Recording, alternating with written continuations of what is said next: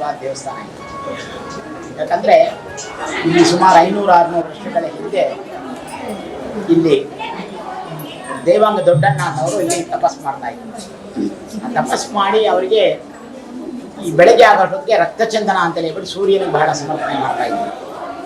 ಅಂದರೆ ಕೈನಲ್ಲಿ ರಕ್ತ ತೆಗೆದರೆ ಈ ರಕ್ತದಲ್ಲಿ ಚಂದನ ಬರ್ತಾ ಇತ್ತು, ಅದನ್ನು ಸೂರ್ಯನಿಗೆ ಸಮರ್ಪಣೆ ಮಾಡ್ತಾ ಇದ್ದಂತಹ. ಹೀಗಾಗಿ ಅವ್ರಿಗೇನಾಗೋದಿತ್ತು, ಮೊಣಕೈವರೆಗೂ ಹೋಗ್ಬಿಟ್ಟಿತ್ತು ಕೈ. ಆಗ ಒಂದಿನ ಈ ಜಾಗದಲ್ಲಿ ಅದಕ್ಕೆ ನಾನು ಇಲ್ಲಿ ಮಂಗಳಾರತಿ ಮಾಡಿದೆ. ಈ ಜಾಗದಲ್ಲಿ ಸೂರ್ಯದೇವ ಪ್ರತ್ಯಕ್ಷವಾಗಿ ನಿನ್ಗೇನಪ್ಪ ಬೇಕು ಅಂದರೆ ನನಗೇನೂ ಬೇಡ ಸ್ವಾಮಿ, ನನಗೇನು ಬೇಕಾಗಿದೆ, ನನಗೇನೋ ದೇವ್ರನ್ನ ಕುರಿತು ಮಾಡ್ತಾ ಇದ್ದೆ ಅಂತ ಹೇಳಿದಾಗ ಸರಿ ಅಂತೇಳಿ ಹೇಳ್ಬಿಟ್ಟು ದೇವರು ಒಂದು ಅನುಗ್ರಹ ಮಾಡಿ ಹೊರಟೋದ್ರು. ಅವ್ರು ಮತ್ತೆ ಕೈ ಬಂದ್ಮೇಲೆ ಏನು ಮಾಡಿದ್ರು, ಕೈನಲ್ಲಿ ಮಣ್ಣು ತಗೊಂಡ್ರೆ ಅದು ಅನ್ನ ಆಗೋದು, ಅದನ್ನು ಕೊಟ್ಟರೆ ಎಲ್ಲ ರೋಗಗಳಿಗೂ ವಾಸಿ ಆಗ್ತಾ ಇತ್ತು. ಈ ಥರ ಇರಬೇಕಾದ್ರೆ ಜನ ಬರೋದು ಜಾಸ್ತಿ ಆಗುತ್ತೆ. ಇದು 7 ಎಕರೆ 9 ಗುಂಟೆ ಜಾಗ ನಮ್ಮ ದೇವಸ್ಥಾನದ್ದು ಜಾಗ, ಎಲ್ಲ ನಮ್ಮ ದೇವಸ್ಥಾನದ್ದೇ.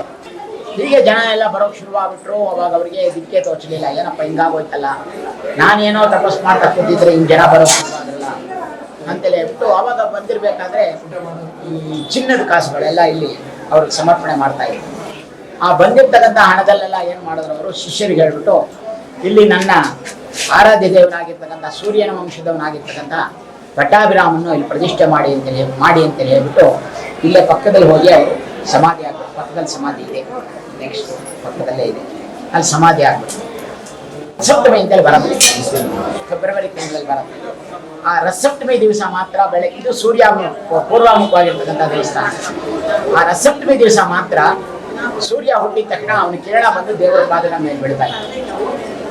ಆ ಒಂದು ಮ್ಯಾಥಮೆಟಿಕ್ಸ್ ಅಲ್ಲಿ ದೇವಸ್ಥಾನ ಕಟ್ಟಿದ್ದು. ಇನ್ನೊಂದು ಅಪರೂಪವಾಗಿರ್ತಕ್ಕಂಥದ್ದಂದ್ರೆ ಈ ದೇವಸ್ಥಾನದಲ್ಲಿ ಮಾತ್ರ ನೀವು ಪಟ್ಟಾಭಿರಾಮನ ನೋಡೋದು ಸಾಧ್ಯ. ಪಟ್ಟಾಭಿರಾಮ ಅಂದ್ರೆ ಯಾರಪ್ಪ ಅಂದ್ರೆ ರಾಮ, ಲಕ್ಷ್ಮಣ, ಭರತ, ಶತ್ರುಘ್ನ, ಆಂಜನೇಯ, ಸೀತಾ, ಇಷ್ಟು ಜನ ಇರ್ತಕ್ಕಂಥದ್ದಕ್ಕೆ ಪಟ್ಟಾಭಿರಾಮ ಅಂತ ಹೆಸರು. ಆ ಒಂದು ರಸಪ್ತಮಿ ದಿವಸ ದೇವಾಂಗದವರಿಗೆಲ್ಲ ಮನೆದೇವರ ತರ ಇದೆ. ಅವತ್ತೆಲ್ಲ ಬಂದು ದರ್ಶನ ಮಾಡ್ಕೊಂಡು ಹೋಗ್ತಾರೆ. ನಿಮ್ಗೆ ಆಶ್ಚರ್ಯ ಆಗತ್ತೆ, ಈ ಜಾಗದಲ್ಲಿ ಇಷ್ಟು ಜನ ಸೇರ್ತಾರ ಅಂತ ಹೇಳಿ ನಿಮಗೆ ಆಶ್ಚರ್ಯ ಆಗತ್ತೆ. ಅವತ್ತಿನ ದಿವಸ ನೋಡಿದ್ರೆ ಸಾವಿರಾರು ಜನ, ಬೆಳಗಿನ ಜಾವ 5 ಗಂಟೆಗೆ ಶುರುವಾದರೆ ರಾತ್ರಿ 12 ಗಂಟೆವರೆಗೂ ವಿಪರೀತವಾಗಿರ್ತಕ್ಕಂಥ ಜನ ಎಲ್ಲ ಬಂದು ದರ್ಶನ ಮಾಡ್ಕೊಂಡು ಹೋಗ್ತಾರೆ. ಆವತ್ತು ಈ ದೇವಸ್ಥಾನದಲ್ಲಿ ಬ್ರಹ್ಮೋತ್ಸವ ತೇರ. ಇದು 100 ವರ್ಷಗಳಿಂದ ನಡ್ಕೊಂಡು ಬರ್ತಾ ಇರ್ತಕ್ಕಂಥ. ಇದಕ್ಕೆ ಮೊದಲು ಸೂರ್ಯ ನಮಸ್ಕಾರ ತೋಟ ಅಂತೇಳಿ ಹೆಸರು. ಆ ಒಂದು ಕುಂಟೆನಲ್ಲಿದ್ದಂತಹ ಆಂಜನೇಯನ ತೆಗೆದುಕೊಂಡ್ಬಂದು ನಮ್ಮ ಹಿರಿಯರ ಕಾಲದಲ್ಲಿ ಅದನ್ನು ಅಲ್ಲಿ ಪ್ರತಿಷ್ಠಾಪನೆ ಮಾಡೋದು. ಹನುಮತ್ ಜಯಂತಿ ಮಾಡ್ತಾ ಇರ್ತಕ್ಕಂಥವರು ಇವರು ಬಹುಶಃ ಕೇಳದೆ ನಾನು, ಇವ್ರ ತಾತ ಮುತ್ತಾತದಿಂದ ಕಾಲದಿಂದ ಇಲ್ಲಿ ಎಲ್ಲರೂ ಹಂಗೆ ಬಿಡಿ, ಎಲ್ಲ ಹೆರಿಡೇಟ್ರಿ ಆಗಿ ಬಂದಿರ್ತಕ್ಕಂಥವು. ನಮ್ಮದು ಅಷ್ಟೇ, ನಮ್ಮ ಮುತ್ತಾತನ ಕಾಲದಿಂದ ನಾವು ಹೆರಿಡೇಟ್ರಿ ಸಂಡು ಹನುಮಂತಪ್ಪ ಅಂತ ಹೇಳ್ಬಿಟ್ಟು ಅವ್ರ ಕಾಲದಿಂದ ನಡ್ಸ್ಕೊಂಡು ಬರ್ತಾ ಇರ್ತಕ್ಕಂಥದ್ದು ಈ ವಿಶೇಷತೆ. ಹನುಮತ್ ಜಯಂತಿ ದಿವಸ ಆಂಜನೇಯನ ದರ್ಶನ ಯಾರು ಮಾಡ್ತಾರೋ ಅವರಿಗೆಲ್ಲ ಭಯ ಇಲ್ದಿರ ಅವನ ಅನುಗ್ರಹ ಮಾಡ್ತಕ್ಕಂತಹ ದೇವರಾಗ್ತಾನೆ ಅಂತೇಳಿ ಎಲ್ರಿಗೂ ಒಳ್ಳೇದಾಗಲಿ. ಬಹಳ ಐತಿಹಾಸಿಕ ದೇವಸ್ಥಾನ ಆಗಿದೆ.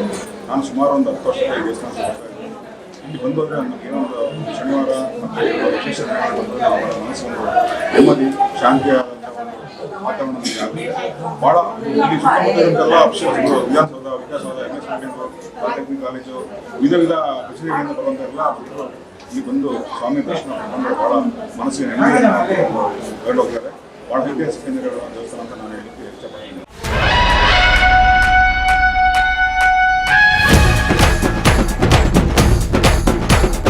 ಜಯ ಹನುಮಂತ ಕೇಸರಿ ನಂದನ ಮಾರುತಿರಾಯ ವಾನರ ಯೋಧ ವಾಯುಪುತ್ರ ವಜ್ರಕಾಯ ದೀನ ಬಂಧುವೇ ಧೀರ ಜಯ ಹನುಮಾನ್.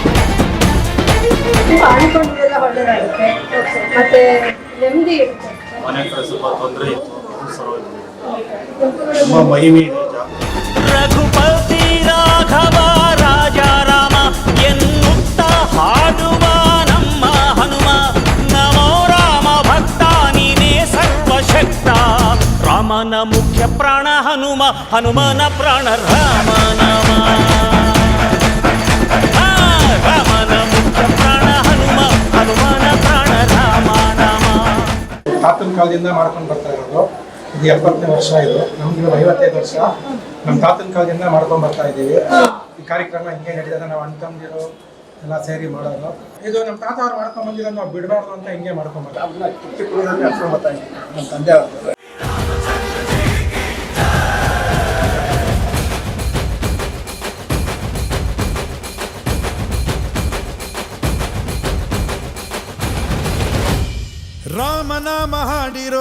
ರಾಮ ಬರುವನು, ಅವನ ಹಿಂದೆ ಹನುಮನು ಇದ್ದೇ ಇರುವನು.